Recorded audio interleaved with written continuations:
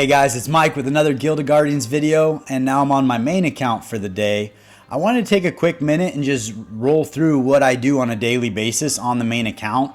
Most of the stuff I do is pretty quick because we sweep through the dungeons and so forth, but I figured it might be helpful and beneficial for you guys to see what I do and maybe get some pointers and help you along on your quest. So the first thing I look into is making sure I max out all the daily quests. If I have anything on the adventure mode or the achievements that I can achieve, but these do kind of happen as you progress. I'll jump in my champions and see if I have anything to enhance or improve them. So I have accumulated some scrolls just from sweeping dungeons and picking things up. So I am looking to keep Durizda maxed out, and I'm a little bit shy of that. So I'm going to go ahead and autofill and put those onto her. She almost made it, so we just need a few more scrolls and we'll be able to get her there. So that's pretty exciting. And then from there, I'll jump into the crafting area. Just make sure I've purchased up all of my tokens, which I have not done today. Even if I buy these up and create random gear I salvage, at least I'm getting resources and I'm getting a bunch of experience. The other thing I'm getting is these chests that give me extra resources. And slowly I'll stack up more wood and more rocks and bone as I go through and create more material, because you definitely get a lot more ribbon, a lot more steel, and a lot more leather than you do the other items. And I'm at a point now where when I get those chests from your daily quests, I really don't get that many. So if I have 34 here, that'll give me level 2 gear of those guys, and I have 56. But honestly, that's probably not even enough to make 2 pieces of legendary gear. So it takes a lot more farming to get materials to make progress, but that is a great way to at least maximize the experience you can get from this energy, as well as getting extra resources from this chest. Even if you're not able to make gear that you can use, at least you're making progress in that space. From there, let's see if we have any summonings. Oh, we got 39 summons. Let's go ahead and pull 20 of those and have a good time. So let's see what we can find here. We'll grab a 10-pack real quick and see. We really like an Oxalis on this account. I have not pulled one. It'd be really exciting to see that come through. A grind would be good for a video to show a tank build outside of Tuskarog. I am going to try to start doing champion videos that help with individual champions, so you can kind of see what everybody does. In this game, it's a little harder because everybody does fight at the same time.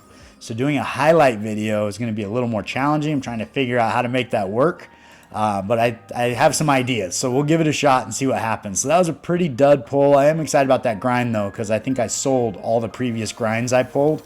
So that might be my first one back on the account since I sold them. So we're hoping for that Oxalis. We'd also like a Grizel, because we can work to enlighten Grizel, make her a little more powerful. Aquirus is always good. We can enlighten her or potentially sell her if we can make a profit. So that could be a good move.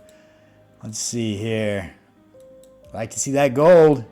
Uh-oh, another Ashwin. So I'm pretty sure that's the second or third Ashwin I've pulled on video.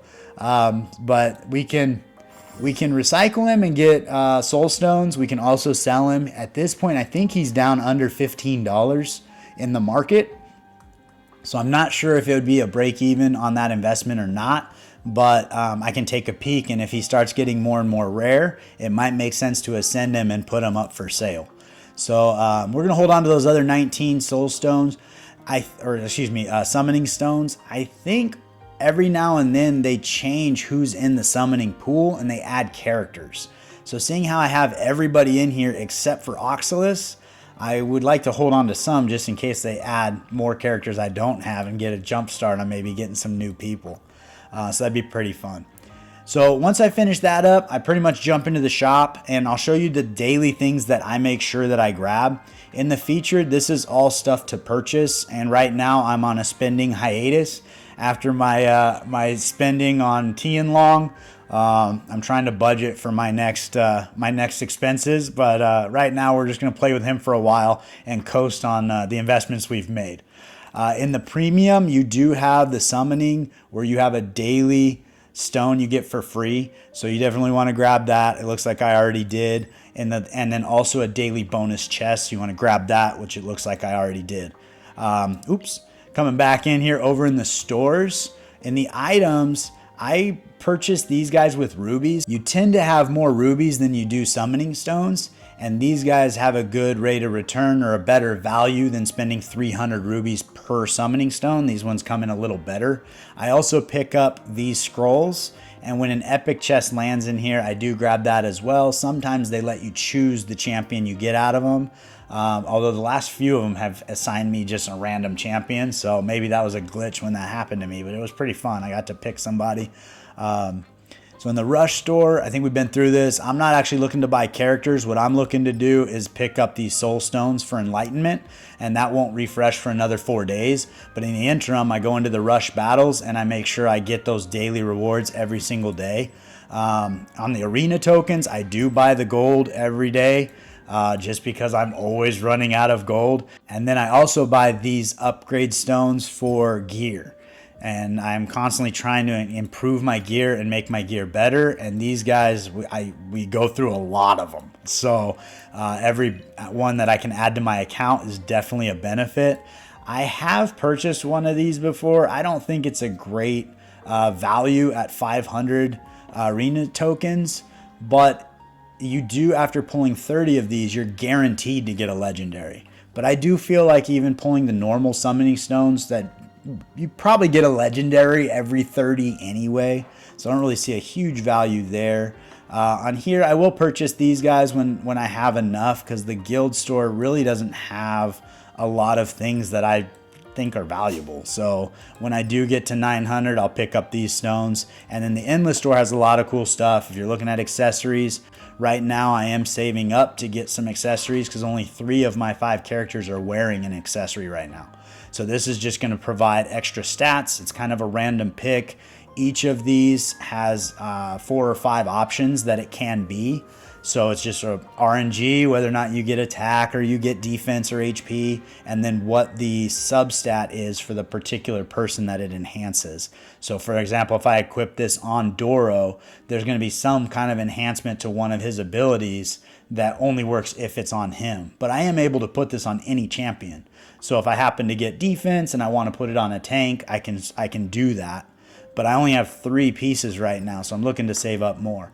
In the items, every day I buy these scrolls.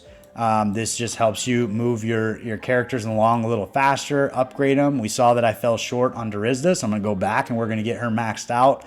If I am upgrading one of the accessories, I do pick these up, but currently I'm trying to get more accessories, so I don't want to go through and burn all of my endless tokens right here. So that's going to be about what I do in the shop in a given day. We're going to jump back in here and just top off Durizda. So it took 3 of those epics, and then we're going to go into here and put the rest of them on Tianlong. I get a level or 2 out of that, so perfect. We'll take that. From there, we want to jump into Arena and make sure you use all 10 of your arena tokens every day. You get rewards in here if you hit certain milestones, and that'll definitely help you progress your account. It is kind of fun to see if your team can measure up to another team, and kind of gives you a mile marker to see how you're doing and whether or not your team is doing a good job. I think my overall power is right in the 2.5 million or so. So most teams under that I can beat, but sometimes people to put together a really strong squad. And this is also a great place to see what other people are doing, because you might come up against a squad that does really well and you're like, oh man, this combination of characters is a good combination. Like that, they almost got me. Like most of my people were actually pretty low health. And sometimes it's a gearing thing. Sometimes it's a combination of characters. So you just kind of pay attention to see what other folks are doing. Jump into the rush and make sure you use all 3 of your tokens, and then using those dread powers to ensure that you're getting the daily missions, all of those guys completed. That way you're getting those tokens for those soul stones, because I think those soul stones are going to be one of the currencies that are the hardest to get to enlighten your characters. So trying to get a head start on that sooner than later is probably a benefit. Then from there, I jump into adventure mode, and I start with level 1, and I jump into challenge 3. Now on challenge 3, I go through, you can do 2 battles in challenge 3 on every single level. So I will go through and sweep all of those challenges first to make sure I get the better rewards of the 2. Once I finish challenge 3, I'll come back and do challenge 2s. So I think in this case, I haven't done challenge 2 here yet.